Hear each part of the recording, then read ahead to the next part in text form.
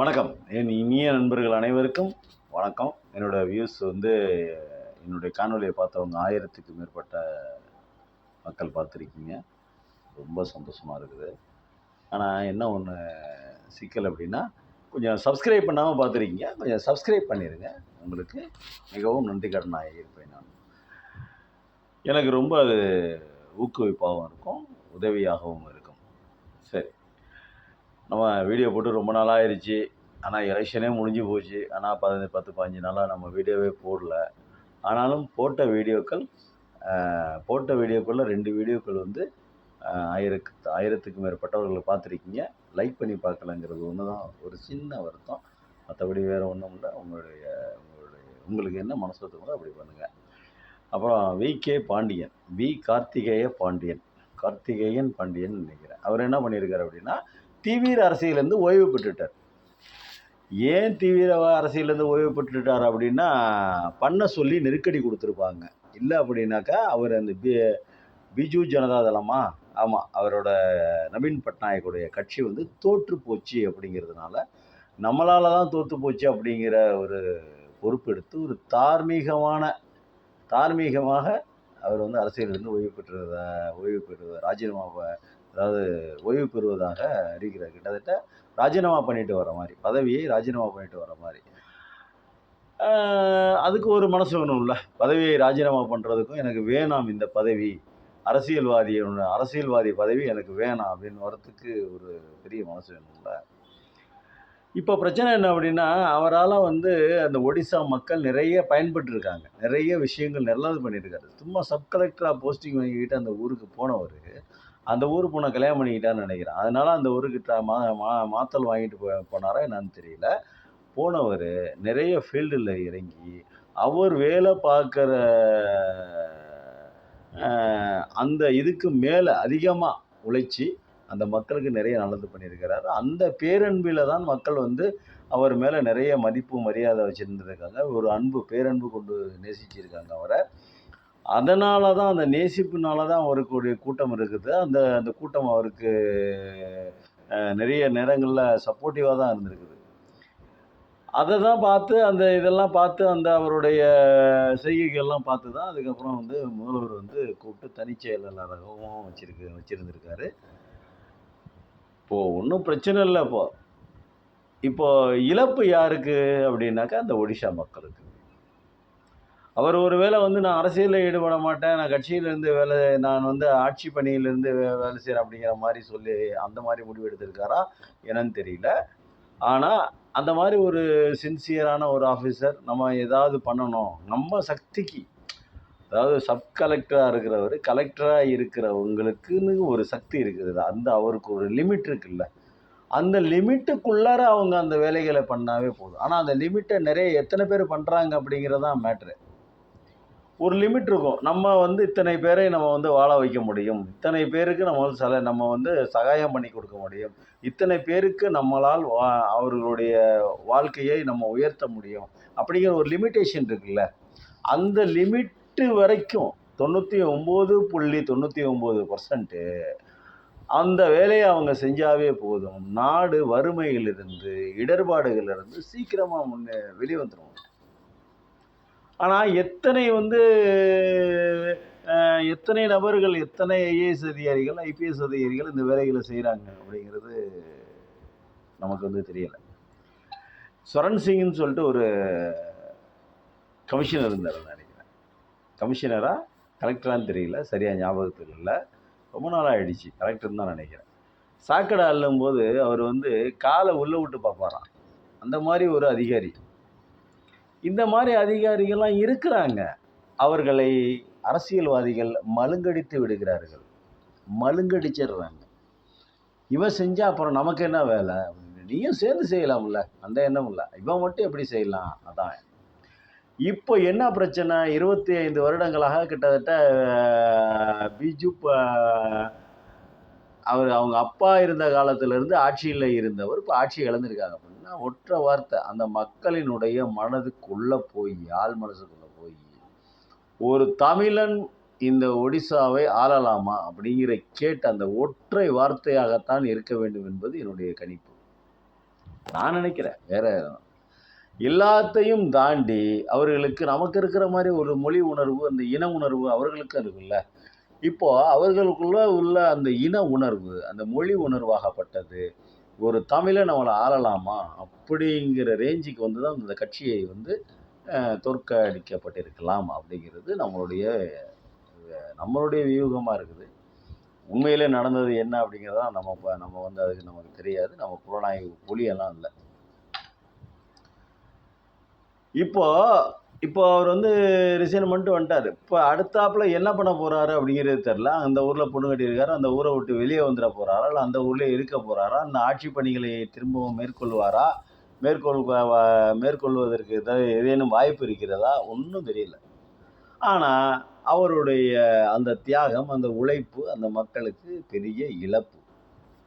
அப்படிதான் சொல்லணும். வேற வழி இல்லை. ரைமிங்கா பேசுறோம்னு நினைக்காதீங்க. அந்த தியாகமும் அந்த உழைப்பும் அந்த மக்களுக்கு இழப்பு. இதுதான் உண்மை. இந்த மாதிரி ஒரு ஆபீசரை வலை போட்டு தேடணும். இந்த மாதிரி ஒரு ஒரு அதிகாரியை, ஒரு அரசியல்வாதியை வலை போட்டு தேட வேண்டும். கிடைச்ச வாய்ப்பை நழுவ விட்டாங்க. இப்போ இவங்க வந்து என்ன பண்ணுவாங்க அப்படின்னா, அவங்க செய்ய மாட்டாங்க. நிறைய பொய் சொல்லுவாங்க. செஞ்ச மாதிரியே பீலா விடுவாங்க, பில்டப் பண்ணுவாங்க. வடிவேல் பேன சொன்னா பீலா விடுறது, பில்டப் பண்ணுறது. நம்ம உதாரணத்துக்கு எய்ம்ஸ் எடுத்துக்கோங்களேன். ஏங்க அந்த செங்கலையும் ஒரு உதயநிதி போயிட்டாரு, இருந்த ஒரு செங்கலையும். அது கட்டுறதுக்கு என்ன பிரச்சனை உங்களுக்கு? என்ன பணம் இல்லையா? மத்திய அரசுக்கிட்ட பணம் இல்லையா? ஏன் கடன் தான் ஊருப்பட்ட கடனை தள்ளுபடி பண்ணுறீங்க, ஒரு எய்ம்ஸ் கட்ட முடியல பார்த்தீங்களா? ஏன் அப்படின்னா அந்த மண்ணுக்கு கட்டித்தரக்கூடாது, இந்த மண்ணிற்கு அந்த அந்த ஆஸ்பத்திரி வேற வரக்கூடாது அப்படிங்கிற. இப்போ அவங்க பார்க்குறதெல்லாம் பார்த்தீங்கன்னாக்கா தமிழ்நாட்டினுடைய வளர்ச்சியை தமிழ்நாட்டை பிடிச்சி கயிறு கட்டி கீழே இழுத்து கீழே போடுறதுல தானே அவங்க குறியாக இருக்கிறாங்க. ரொம்ப காலமாகவே 2000 வருடங்களுக்கு மேலாக அவங்க என்னைக்கு பிழைக்க வந்தார்களோ அன்னையிலிருந்து இன்றைய வரைக்கும் தமிழ் தேசத்தை பிடித்து கீழே இழுத்து காலடியில் போட்டு அமுக்கி அவர்களை காலி பண்ணி ஒன்றும் இல்லாமல் செஞ்சிடணும் அப்படிங்கிறது தான் இவர்களுடைய வேலை. மற்ற எதுவும் செய்ய மாட்டாங்க. அவங்க நல்லதே செய்ய மாட்டாங்க. ஆனால் செஞ்ச மாதிரியே பேசுவாங்க. எய்ம்ஸு அது இது லொட்டு லொசுக்கு பாரத் மாதாக்கே கேம்பாங்க. அவ்வளவுதானே ஒழிய ஆனால் எதையும் செய்ய மாட்டாங்க. பாரத் மாதானா ஏதோ ஒரு பெரிய ஒரு அரக்கனாக இருப்பான் போல் இருக்கு அப்படிங்கிற மாதிரி தான் அவங்க நினச்சிட்டு இருக்காங்க. பாரத் மாதாவை என்னைக்காவது அவங்க பெண்ணாக பார்த்துருக்காங்களா? பார்க்கவே மாட்டாங்க. பாரத் மாதானா என்னன்னு கேளுங்க, அம்மான்னு சொல்லுவாங்க. ஆனால் பாரத மாதாங்கிற படத்தை வந்து பொம்பளையாக பார்க்க மாட்டாங்க. அதை வந்து ஒரு பெண்ணாக நினைக்க மாட்டாங்க.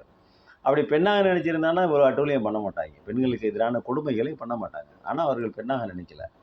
ஆனால் இங்கே வந்து என்ன பண்ணுறான், பாரத மாதா அப்படி இப்படின்னு சொல்லி ஏமாற்றி அந்த ஒடிசாவின் மக்களினுடைய ஆழ் மனதில் போய் தமிழன் உங்களே ஆளலாமா அப்படிங்கிற மாதிரி உள்ளே போய் அவங்க எல்லாம் திருட்டு பையனுங்க. கோயில் சாவி அந்த கஜானா சாவியே தமிழ்நாட்டில் தான் இருக்குது. இதெல்லாம் ஒரு கட்சிக்கு விளம்பரமா? ஒரு கட்சிக்கு விளம்பரமா? நம்ம செய்ய முடியல. அப்போ செய்கிறவனை பற்றி என்ன பண்ணணும்? ஒரு பழமொழி சொல்லுவாங்க கிராமத்தில், கொச்சையா,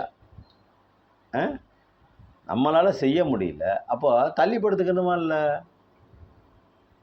தானும் படுக்காமல் தள்ளியும் படுக்காமல் படுக்கிறவனை குறை சொல்லிக்கிட்டு இருந்தால் அது என்னங்க அர்த்தம்? நான் தவறாக சொல்ல வரலங்க. நான் என்ன சொல்கிறேன், நீங்கள் செய்யணும், செய்ய முடியல, செய்ய மாட்டீங்க. முடியும் ஆனால் செய்ய மாட்டீங்க.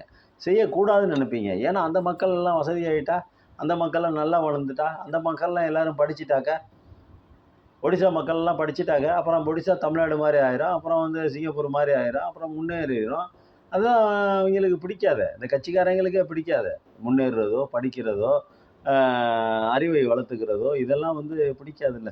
அவனுங்க வந்து அந்த மாதிரிலாம் நீ இந்த மாதிரி வேலையெல்லாம் செஞ்சீங்கன்னா அப்புறம் காதில் ஈயத்தை காய்ச்சி ஊற்றிடுவாங்க.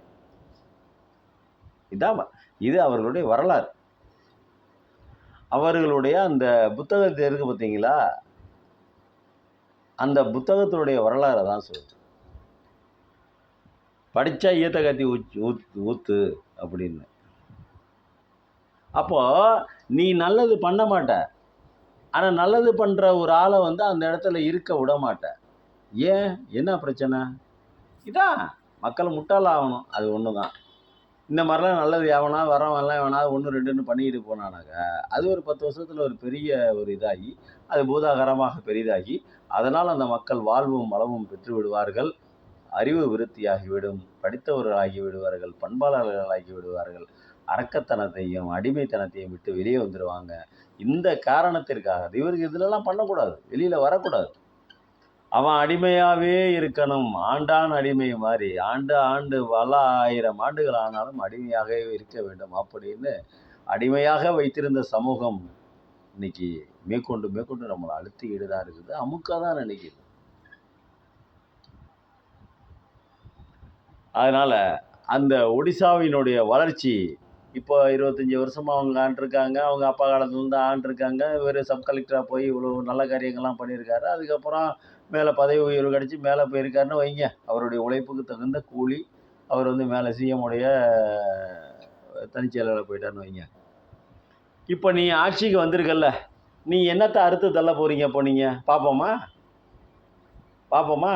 ஒரே ஒரு அதிகாரி அந்த மாதிரி நியமிச்சிட்டு பார்ப்போம். ஒரே ஒரு அதிகாரியை வி. கார்த்திகேய பாண்டியன் மாதிரி ஒரு அதிகாரியை அந்த அந்த ஊரில் நிர்ணயித்து அந்த ஒடிசாவின் மக்களை வாழ்க்கையில் இருந்து வளம் பெற செய்யுங்க பார்ப்போம்.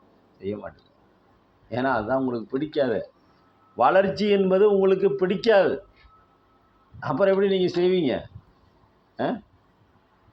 அதனால் என் இனிய நண்பர்களே, சற்று சிந்திக்க வேண்டும். இவங்க வந்து எவ்வளவு பெரிய ஒரு மோசடியான வேலை செய்கிறாங்கன்னு பாருங்கள். இது எவ்வளவு பெரிய மோசடியான வேலை பாருங்கள். ஒரு தமிழனை, ஒரு நல்லது செய்யக்கூடிய ஒடிசா மக்களுக்கு நல்லது செய்யக்கூடிய ஒரு மனிதனை அவனை தமிழன் என்று முத்திரை குத்தி, ஏன்னா தமிழன் ஆளலாமாங்கிற மாதிரி ஒரு கெட்ட பேரை உண்டு பண்ணி அந்த கட்சியையும் தோற்கடித்து அவர் 20, 25 வருடங்களாக வைத்து வந்த பதவியையும் பிடுங்கி இவ்வளவு கேவலமான கேடுகட்ட வேலையை பார்த்துருப்போம். பார்ப்போம். இன்னொரு 5 வருஷம் இருக்குல்ல. இப்போ தானே பதவி ஏற்றிருப்பாங்க. எப்படி ஆள்றாங்கன்னு பார்ப்போம். இயற்கை பதில் சொல்லும்ல. என்ன நினைக்கிறோமோ, நம்ம ஏற்கனவே எல்லா வீடியோலையும் சொல்கிறது தான். நம்ம செய்கிறதுக்கு நேர் எதிர் செயலை இயற்கை செய்யும். நல்லதுக்கு நல்லதும், கெட்டதுக்கு கெட்டதுமாக இயற்கை கொடுக்க வல்லது. அது கண்டிப்பாக கொடுக்கும். இதை வந்து கவனமாக வச்சுக்கணும். இல்லை அப்படின்னாக்கா நீ 5 வருஷம் கூட நீங்களும் உருப்படியாக ஆள முடியாது. நன்றி, வணக்கம்.